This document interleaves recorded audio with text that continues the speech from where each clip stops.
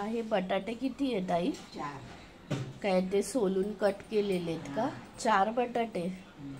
आणि हे मिरच्या किती आहेत? ते असेच घेतले 10-12. आणि हे साबुदाणा आहे ना, हे किती तास हे भिजवलं? असं म्हणजे रात्री टाकलं, सकाळी नुसतं ते पाण्यामध्ये 5-6 काहीतरी तास भिजवायचं, असं ते पाणी टाकून हे ठेवायचं आणि आणि भिजत ठेवायचं 4-5 तास. हे म्हणजे ते हे रात्री भिजवलेलं आहे आणि हे सकाळी आता तू ते करते.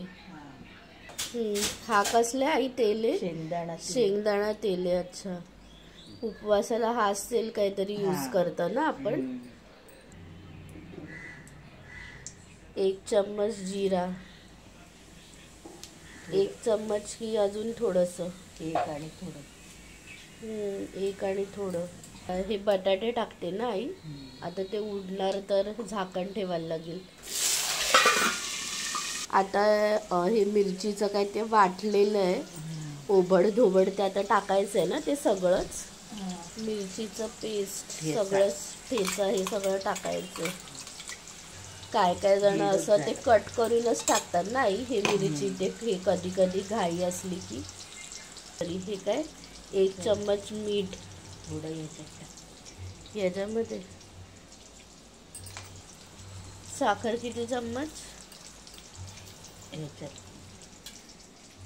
असं का करते? अगं मग ते बटाट्यालाच लागेल ते.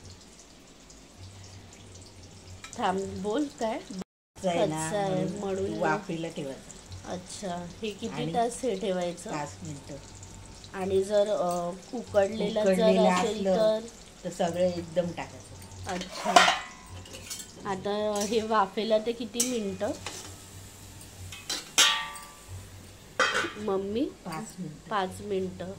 बटाटा म्हणजे अर्धवट झाला मग ते साबुदाणा टाकायचं. अच्छा, झाला बटाटा. झालाय का बटाटा? मिक्स करायला लागेल ना हाताने.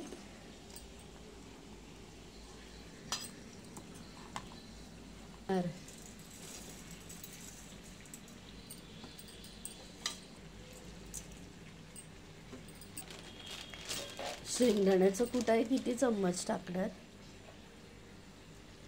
4-5.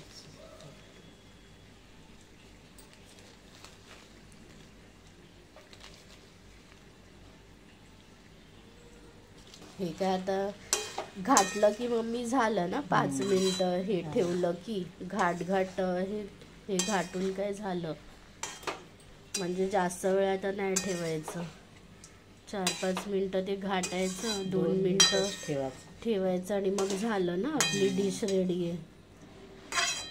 हे काय 5 मिनिटं हे ठेवायचं का असं झाकण? 2 मिनिटं ठेवायचं. झालं का